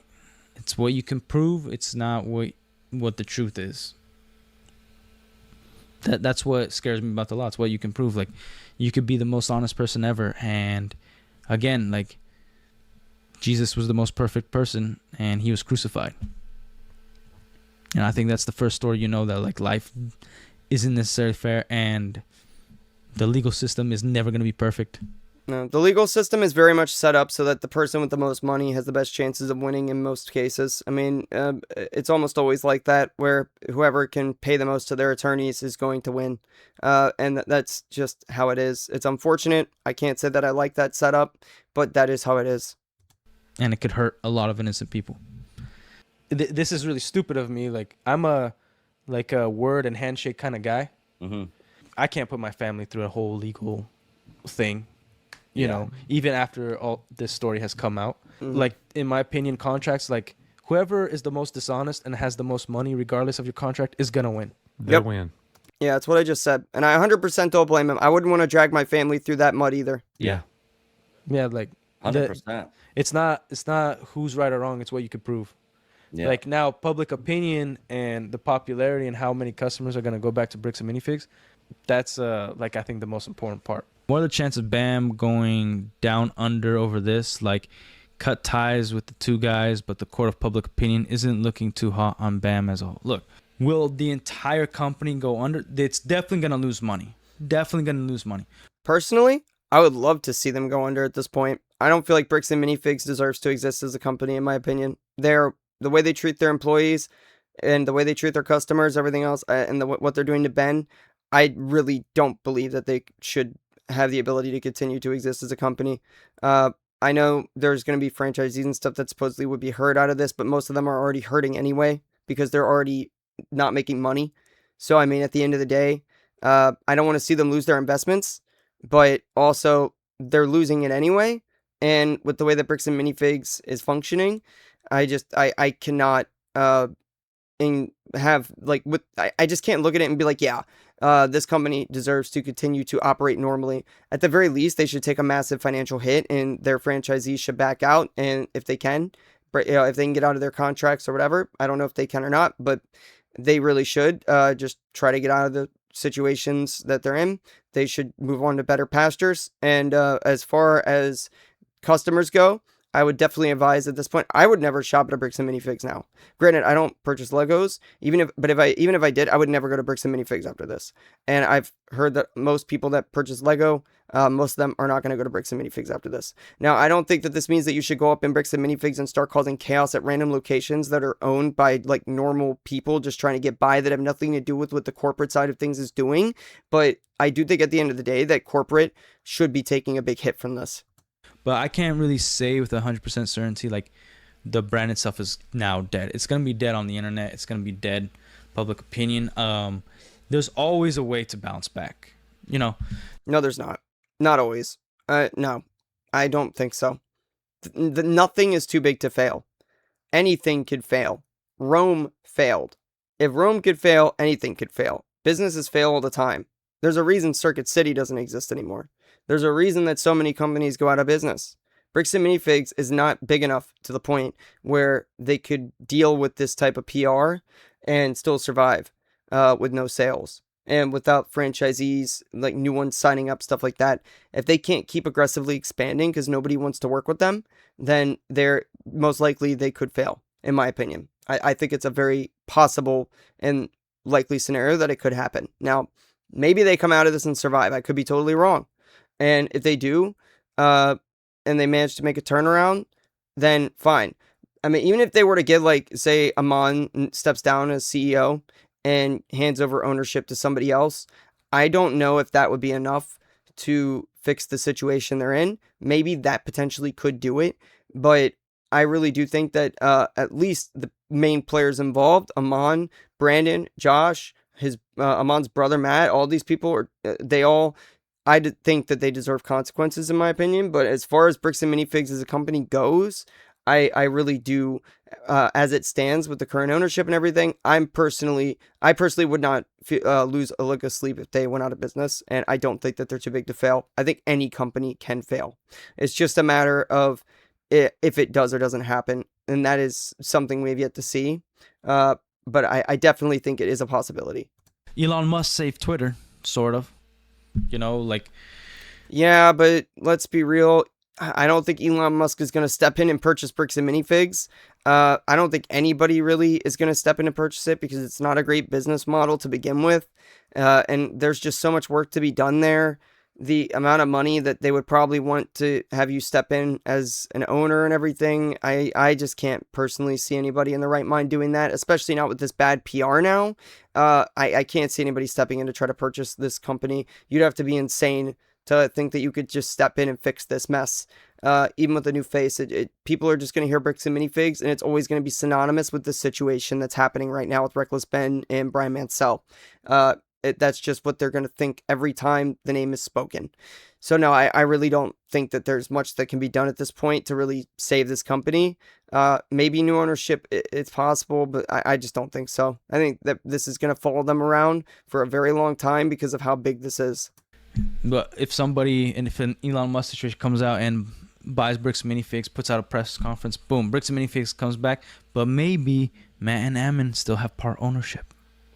Who knows? Like, that's the kind of stuff that you don't know if they could still be involved. And well, that's the other difference too. It's kind of comparing apples to oranges here. You're comparing Twitter, a social media platform. Elon did overpay for Twitter, but he still paid, I believe, it was like $44 billion for it. Granted, he did overpay, but we're talking about somebody who is currently at this time worth $1.1 to $1.2 trillion. We're talking amounts of money that Bricks and Minifigs can only dream of. Bricks and Minifigs isn't worth anywhere near 44 billion or even 20 billion. They're worth allegedly not even 400 million, but supposedly that's the number. That's the publicly stated number. And even if they are worth 400 million, that is a far cry from even a billion. That's not even half a billion. So I can't imagine that they have the money to continuously survive these bad PR attacks in the way. And Twitter, yeah, they had some bad PR, but it wasn't in the same way as this. It was, a totally separate situation when Elon stepped in and then turned it into X or whatever, formerly Twitter, whatever.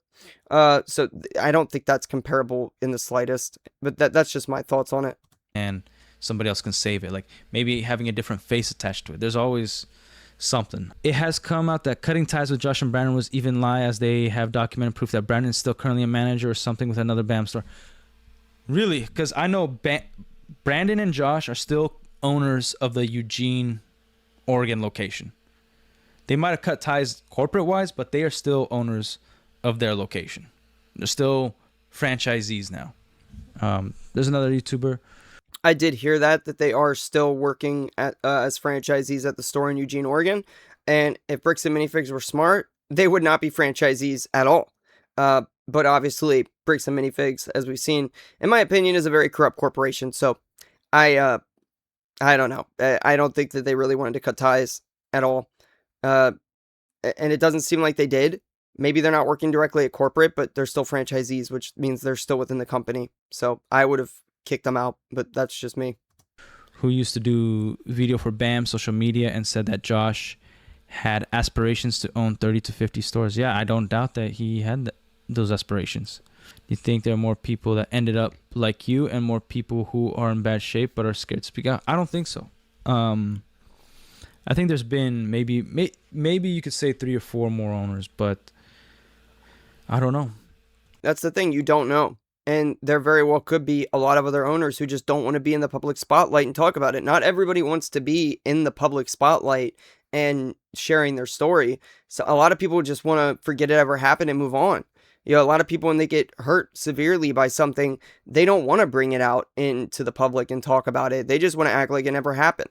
So I could totally see somebody getting financially devastated by Bricks and Minifigs, having their store taken over, being ruined or whatever, having a terrible experience like this, not even wanting to talk about it. I mean, you barely even want to talk about it. You're worried about your family and the ramifications of what Bricks and Minifigs might do to you if you speak out. They're retaliating with lawsuits. So no, I'm not at all surprised if there are other franchisees, and maybe a lot of them, who just don't want to step out and say anything because they're worried Bricks and Minifigs will sue them into the ground. And they have every right to be worried about that because clearly that's exactly what Bricks and Minifigs will do to them. Again, like I'm somebody who's okay talking. I'm okay speaking out. I have no idea. I haven't had any owners reach out to me personally and being like, I have a similar story. I don't know how many locations Josh and Brandon took over. It's kind of up in the air. I have no idea. They were screwing too much, acting like bullies. Now it's all blowing up in their face for their own actions. I really hate bullies, man. Yeah, they are acting like bullies. I don't think Bricks and Minifigs recovers unless that CEO. I think the Bricks and steps down. Minifigs need to go after Josh and Brandon. Yeah. You're losing so much money from this backlash. I actually told somebody over the phone, I'm like, do you guys self a favor? Tell Ammon to stop doing live streams because he comes off like a dick every time. He really does. He comes off like he's got no soul at all. And it just sounds like somebody who wants to lie to the like, we know he's lying and half the things he's saying it's on video, but he says it anyway. And then when he says he wants to resolve things, it meaningless because he's also still suing everybody. So it's like, what does that mean? You're not resolving anything. You're just trying to take people to court. You're not willing to try to change the public opinion about you. You're just doing this in the hopes that people hear what you have to say and believe you. But the problem is your credibility is in the gutter. Nobody believes you. So I just really do think he should stop. And yeah, he's probably right. They really should go after Josh and Brandon because those are the two that started this whole Lego situation to begin with, by not giving back the Star Wars Lego sets. So I mean, obviously Amon backed them up, but at the same time, they really should not only just be cutting ties with them, but dropping all these stupid lawsuits and charges and everything else, because they're just ruining their public image, and doing live shows is not going to help. Everybody's just watching this live show waiting for him to say something stupid, and that's exactly what he's done. He's just made the situation worse by doing that. So in my opinion anyway, I think that The Last Relic is correct. Literally needs to step down. If he wants to save that company and save people's jobs, he needs to step down and somebody else needs to take over. And then that person needs to come in, go after Josh and Brandon, make a public apology, make things right. And then anybody that have been in like your situation or might have similar stories, they need to make things right with them. Bricks and Minifigs has probably spent more on what the Lego collection is worth on their lawyers. Oh, of course they have. Of course. They spent more on their lawyers. They spent more on this PR campaign. They have put so much money out. It's so far beyond the 200,000 at this point. It's unreal. Like, I don't know why they didn't just, it would have been so much easier to just give Brian Mansell his money or Legos, whatever, just make him whole and then prevent all this bad PR from ever happening in the first place. But they're very bad with business, and they don't seem to, or at least Amon and his brother are, and they don't seem to understand that. And even now, they were asked if they would do things differently now, and they said no, they would probably do it the same way. And I obviously no lessons were learned here. If I were offered the position to take over Bricks and Minifigs, I think I could do a better job than them, but I wouldn't do it because it would be impossible at this point. Even if I did a better job and I actually tried to like turn around that massive company, the problem I would have there is that the PR is just so bad at that point. How do you get around that? No amount of advertising is going to fix it, unless, even if you fix the whole situation, you drop all the lawsuits and everything, and you start to heal yourself with the public image issue that you're having. The problem is there's still going to be so many people that just hate you outright for what you have done. And I don't think that that's fixable. I don't think any new head of the company is going to be able to fix that. And I'm going to be honest, I'm my own biggest fan. And if I don't think that I could do it, then I don't think anybody else is going to be able to do it either. So, I mean, look at it that way. I think everybody should be their own biggest fan. And if you look at yourself in the mirror and you don't think that you could resolve something like this, then it's probably true that you can't, then nobody else could do it either. So, I mean, that's just the way I see it. Maybe that sounds stupid, but realistically, I mean, I don't think anybody could do it. I don't even know if, like, maybe the only person I could think of that maybe could do it might be like Elon Musk if he bought everything outright and then he changes the name to like Lego X or something like that, something ridiculous, or maybe merged it with like the Boring Company or something. I don't know, maybe that could work, but even then, I mean, with a different name and everything, it's totally possible. But I'm sure the publicity that would bring, there'd be a lot of people that would know about it and be posting about it, whatever. I don't know. Maybe that would work, but let's be real. Elon's not going to buy Bricks and Minifigs. He's just not. I mean, and of course, I think he would probably be the only person that could probably do this. I don't know of anybody else off the top of my head that could reasonably step in and do it, or that would even be interested. Maybe somebody like, I don't know, maybe like Robert Bigelow. Maybe he could step in and do it. I don't know. I kind of like the guy a little bit, just because I'm sure some people hate him, but I just like him because of, as I mentioned earlier, he was like the owner of MUFA and stuff like that. And I just think it's kind of interesting to see a massive billionaire like this so interested in like the UFO topic, stuff like that. But as far as like, other billionaires go, I mean, he wouldn't be interested in that anyway. It's not his field. I don't know. I mean, I'm just not sure. There would have to be somebody that's actually interested in Legos and would care to revive the company. And I just don't think that person is out there. Maybe I'm wrong, but I just don't see it happening. And if it's somebody without like a big name that doesn't have like a ton of hype behind them, then I don't think it's even possible. And even then, like, even if Elon bought it, it's not a guarantee. I don't know for a fact he would have to change the name. 100%. He would have to rebrand. There is no way to fix the Bricks and Minifigs brand. That is the only way to save that company. If you do not rebrand the entire company, it is never going to be fixable. That is my thoughts on it, at least. Oh, by far. It's like what I didn't understand is like, why don't you just pay the dude and like look over all the documents or whatever you got to look over, pay the guy, and then if you can't find the product, go after the previous owners. Yeah. Keep it in house. Don't wash Yeah. your dirty laundry in front of people. Like 100%. Exactly. This is what I've been saying. Don't do this in front of people. Don't get the bad PR. Just pay him to go away. If somebody has these documents, they have this list, whether you can prove what was, done or whatever, pay him out, give him whatever he's owed, give him all the money. If you can't find the product, fine. Just make him whole. Give him the money he's owed. Obviously, he wanted the cash to begin with. You can prevent all of this. Don't threaten lawsuits. Just give him the cash. And if you're that worried about it, if you really want to try to recoup, go after Crystal or something else. If you're really that, certain that she is responsible here. If not, then don't go after her. I don't care. But it doesn't matter. Whatever you do, keep it in-house, like he said. Just pay him the money to get him to go away. The bad PR is not worth it. When you know that there's this much evidence that the sale, the consignment happened under your company's banner, and you took over the store, there's a YouTuber with a large audience in on this. I mean, I've been following Reckless Ben for a long time, way before this, because his videos are very entertaining. I've watched pretty much all of his stuff when it comes to the Banksy Banana, the Scientology stuff, the other cult things that he's done. I've watched all of that long before this. I was watching the series right before this, actually, where he was tracking down that weird movie producer who was abusing people allegedly, and he was trying to prove whether or not that was the case. There was so much that he's done that he gets a lot of views on. And let's not forget the most important series before this one, McCamey Manor. He has cracked into so many things, and he's just got a large audience, and you don't want that bad PR. The power the internet has is scary, and the internet can destroy you if it wants to, at least from a business standpoint. That should have never happened to Brian. You went in there and you thought these people were honest. And I've said it before, I don't understand why Bricks and Minifigs couldn't just take a look at the situation, check the documents, and be like, yeah, you're owed this much money. You've only received this much. We could see that. And we could see that the consignment was worth this much. Here's the remainder. We're going to go, now that we part ways, I'm going to go with the original owners and see if we have all these sets. And if you don't, then you go after the original owners. You keep it in-house.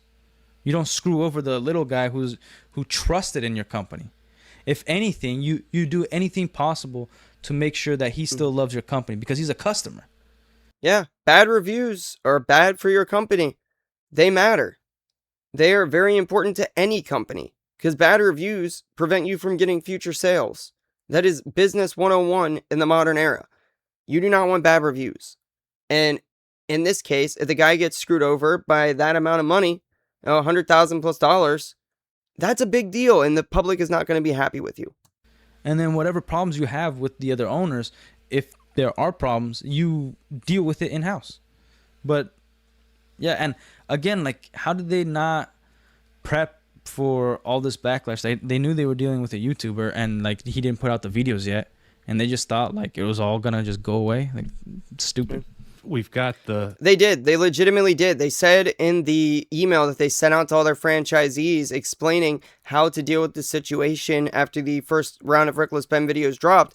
They literally sent out an email to their franchisees telling them that this should be dying down in a week. It's been more than a week, my friends, and it has not died down. I don't think that this is going to die down anytime soon. It's going to continue, and until they get this situation totally resolved, it's probably going to continue even afterwards. But the best thing that they could do right now is just, as I said before, and I'll keep saying it, drop all the lawsuits, drop what they're doing towards Reckless Ben, and give Brian Mansell his money, which they said they're already going to be doing, and stop suing everybody. That's the best thing you could do right now. Drop all the lawsuits. The second you do that, it's going to be press. It's going to be big news. I'll talk about it. Everybody else on YouTube will talk about it. Everybody's going to be so happy. They're going to say, oh, Bricks and Minifigs did the right thing. give them their props. That's what's going to happen.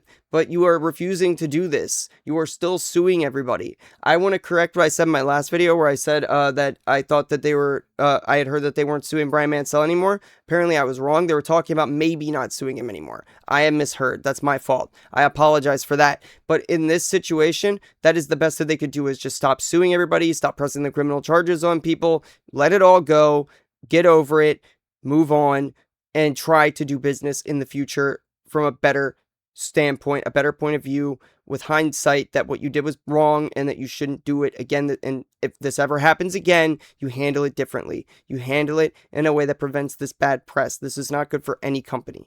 The link to the last relics. And I really think also, though, that other business owners should look at Bricks and Minifigs in this situation and realize that if they're ever in a similar situation, everything that Bricks and Minifigs is doing, do the opposite.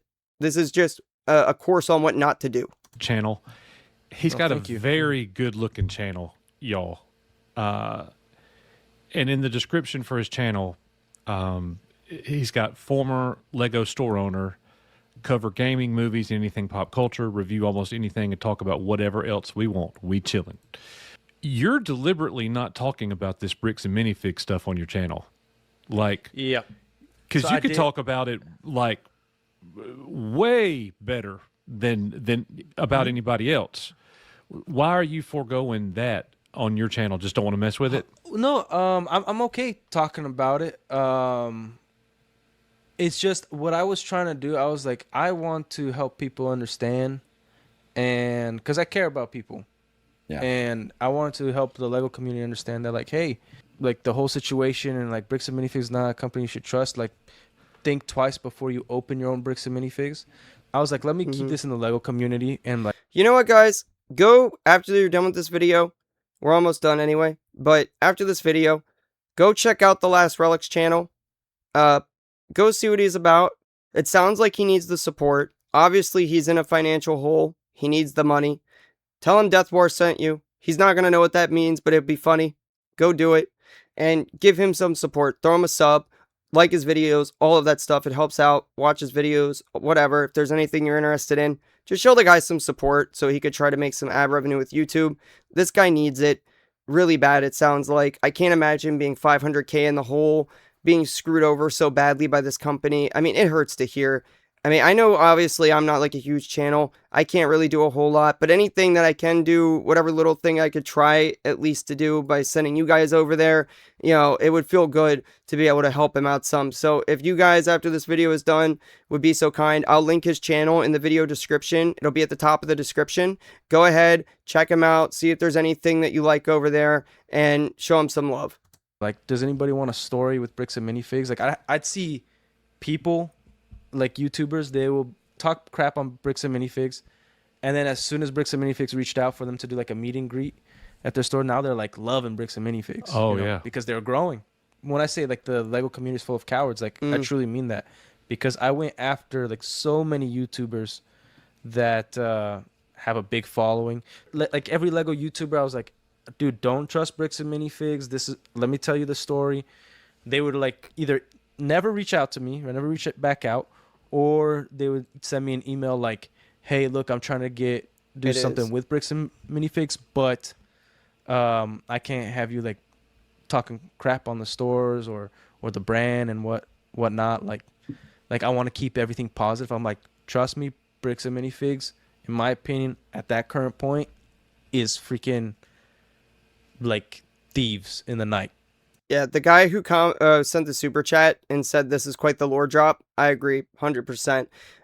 Also, I'm not a Lego YouTuber, but if Bricks and Minifigs were to ever reach out to me, if I had heard what this guy had to say and, you know, he provided some evidence that this is true, I'd reach back out to him if I was a Lego YouTuber, and I would 100% want to know his side of the story here, and I would not work with a company like that.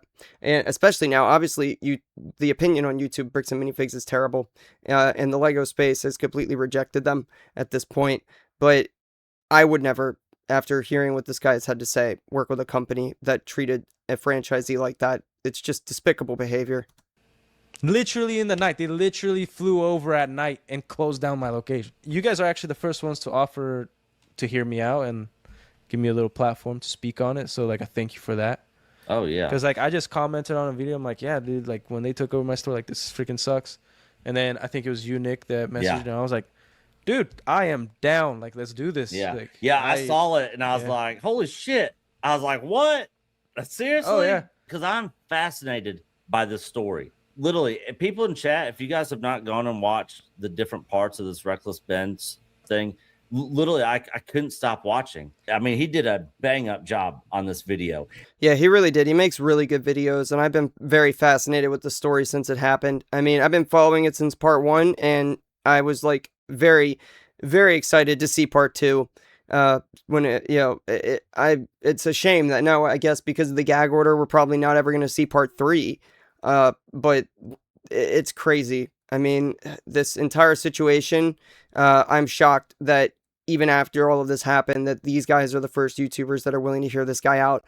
If this guy would have reached out to me, if I was, in any other large YouTuber's position, I would jump at the chance, especially in the current climate with how everybody is feeling about Bricks and Minifigs and everything else, to interview an ex-franchisee. That just seems like an amazing opportunity to hear from other people, other than just like Crystal and the Gormans, whatever, and obviously Reckless Ben's side of things, just to hear another perspective of how this company treats their employees and their franchisees. And it pulled me in so much, I literally could not stop watching. I was just hanging by a thread on every moment to see what crazy shit was going to happen next, because it was so much. I was like, this cannot be real. This has got to be fake. It's so crazy. Dude, I was actually even shocked. Like you said, like, oh yeah, when I heard that they stole, I'm like, okay, yeah, makes sense. Like, these guys are thugs. And then when I watched the video, I was like, holy crap. And then when I talked to Reckless Ben, well, I won't say anything because I don't want to get him in trouble. Yeah. Oh, he talked to Reckless Ben. That's interesting. I didn't know that. I would love to know what that conversation was about. Yeah. But I just told him, like, any video clips that he wants to use, go ahead. I honestly, like, when this started releasing, like, Ben and everything, I was like, finally, like, this is so great, because like I said, I tried putting my story out there. Nobody would take it. Nobody would even like really communicate with me to see if like I was like an actual person. Like I know Nick took a shot because he didn't know if I was a lunatic or a liar, but I appreciate him listening. And yeah, I get the perspective of not wanting to respond to every person that sends you an email to your inbox. You don't know if the person you're talking to is telling the truth or not. But if somebody were to reach out to me and tell me that they have $500,000 worth of if they have $500,000 worth of rent and, stolen from them basically, or, any massive amount of money like that by Bricks and Minifigs, yeah, I would probably be interested in following up and at least figuring out if, this person is legit or not. Ask them. The first, I'd be like, can you provide proof, documents, please? And we could talk. And I'd look into it just to see. Obviously, I guess if there's someone who's really dedicated and crazy, I guess they could try to forge things or whatever. But at least then it would be a good starting off point. But yeah, I don't know. I can't imagine that no YouTubers out there would at least attempt to see if this guy's legitimate and what he's talking about. It almost sounds like maybe they just didn't care enough. I don't know, but I would be very interested in this sort of story, as I would hope most people would be, but apparently not. Still important to focus on Ben's story, on Brian's story, because I'm putting my story out there to highlight, like, yeah, these guys suck. Okay? I got screwed, but I'm not looking for to take away from their story. I think it's super important what Ben is doing. That's the other thing I want to highlight. Nobody in the Lego community helped this guy out. No Lego YouTuber went and helped this guy out. They only started making content after. And yeah, well, there was a group of YouTubers that was in the beginning of what Reckless Ben had to say in his first video that had attempted to help Brian get his Legos back, but they were threatened with lawsuits by Bricks and Minifigs, typical, and they backed off because they didn't have the money to pursue any sort of legal action to fight back. So it makes sense that some of these YouTubers, but like some of these massive YouTubers, like with tons of money, you would think that some of them would look into it, but no. I mean, Reckless Ben is definitely the type of guy to do this. I mean, he's like the perfect guy to look into the situation. It's just, it's in his blood at this point, I think. And I get it that maybe they're not about drama, they're not about this stuff. But this guy had to really dig and find somebody who would help him out, and it was Reckless Ben. Then again, I mean, Ben is in a whole lot of legal trouble now because he helped out. He did the right thing. But I guess, if it wasn't him, it'd be another YouTuber that did it in all of this legal trouble. So, granted, he did cross the line in some ways with like some trespassing and stalking, stuff like that. I guess you could argue. I don't think he actually violated any of the trespassing stuff, but definitely some of the stuff he did, you could make an argument that it did slightly border on stalking. A lot of attorneys have said that now on YouTube and everything. So I could understand that, but for the most part, that's minor in comparison to what Bricks and Minifigs even did. So it's almost like a non-issue. But as far as everything else goes, with Ben, I mean, he is in a lot of hot water right now. He's got all these criminal charges against him for things that are just nonsensical and shouldn't be charges in the first place. And then he's also got this massive lawsuit he's got to deal with Bricks and Minifigs. I mean, the guy, they're trying to put him away for as long as possible now because he exposed them. He did the right thing and he's paying the price. No good deed goes unpunished, as they say. And it's sad. I really wish that wasn't how it was right now. And maybe Bricks and Minifigs could, maybe somebody could activate change of heart and get them to change their minds on the situation. But I don't know. These assholes just don't seem to really want to turn a new leaf. So I don't see that happening anytime soon. I think the best we're getting is what they've probably offered up already. And it just seems more like they really would rather just take it to court and be, litigating it for some reason. And it's sad. It's a sad situation. And they're despicable, in my opinion, for doing that. And I think it sucks for the Lego community to know that, you can't really trust in one another. But I think it's awesome that there was a guy out there that was able to put the story out. And I commend Brian and Ben. Regardless of the outcome, it is very brave what they are doing, and they should be applauded for that.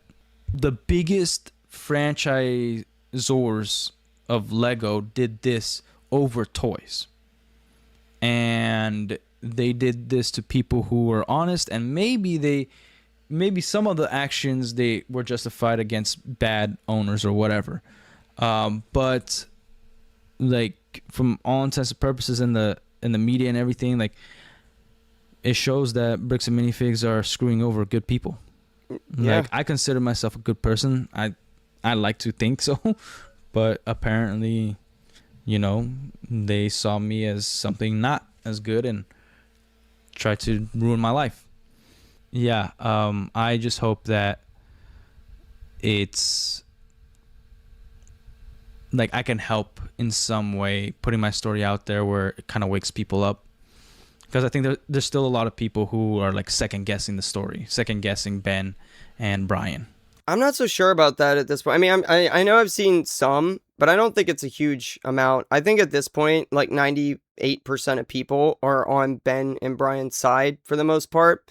And I would say for the most part, they're all against Bricks and Minifigs. I think maybe there's like 2% of people left that are still siding with Bricks and Minifigs to some degree or questioning it at least. And I think that number is very small. To this point where they have become the minority. I could be wrong. Maybe there's more than I think, but from what I've seen, most people want to see Bricks and Minifigs be taken down brick by brick. Hopefully my mistakes or issues or me being screwed can, if anybody is deciding to own a franchise, whether it's a restaurant, whether it's a brick and mortar, you can see from this experience that you should have really good legal counsel. You should make sure everything's solid and go forward. Man, because it's such a nice store. Just look how nice his store was. It's all clean and organized. Everything is really well laid out. It really is a nice store that he had. If I can provide anything, it's that I got screwed so you guys don't have to. You gotta do what's right for you. You're level-headed and seem like a good person, husband and father. I'm glad to hear your story and hope it spreads far and wide. Hang in there. Wish you the best. Thanks, brother. Thank you. You passing for Clark Kent looking for a phone booth? Clark Kent. Hell yeah. I take that as a compliment. When hot take, Goku beats Superman. Goku beats Superman. I said it. But That's not what this video is about. Okay. I'm gonna refrain from now on from starting wars in the comments section. I don't know how many people have made it this far in the video, but yeah, that's my opinion, and you're free to disagree. And I went to I mean, I guess you could say which version of Superman. That's not what this video is about. Let's not get off the rails here, but I think most versions of Superman Goku can beat. It's not that I don't like Superman. That's just my feelings on the situation. the Geeks and Gamers meetup in Orlando. A lot of people said I look like Clark Kent, so I take that as a win. You deserve to. You do though, but I will say for your family right now, you are being Superman, and I think that that's good. You're being a super dad, that's for sure. Share your story and deserve to talk about this on your channel. Well, that's what I'm doing. Love each other, care for each other, help each other, and unless they're pieces of garbage, then you do with what you will. You leave them alone, put them to the side. Don't go after the garbage. Help people that are in need, not help people who are doing bullcrap. Yeah, I'm Superman. Ooh. Okay, that was a little cringe, but it was funny. Okay, guys, so yeah, as you can see, Bricks and Minifigs completely screwed this guy, and it's sad, very sad. But yeah, that's pretty much what we got for this video. If you enjoyed the video, please don't forget to, go down and hit that subscribe button, notification bell, all that good stuff. And make sure you go check out the Last Relics channel. It's linked down in the video description. Please help him out, show some love, all that good stuff. I'm sure he needs it. I mean, I cannot imagine being $500,000 in the hole. Like, that is just crazy to me. Like, that is an insane amount of money to be in debt for something that you shouldn't even be in debt for. I mean, I don't know. It sounded like maybe he managed to work something out with his landlord, but that's just wild to even consider the idea of. Anyway, guys, that's all we got for this video. I will see you guys again in the next one. And yeah, the next one hopefully will be the reaction to part 1 of Reckless Ben's series. I am sure everybody's already seen it at this point, but people wanted to see the reaction, so we are going to be doing that. Anyway, I'll see you guys again in the next one. Peace.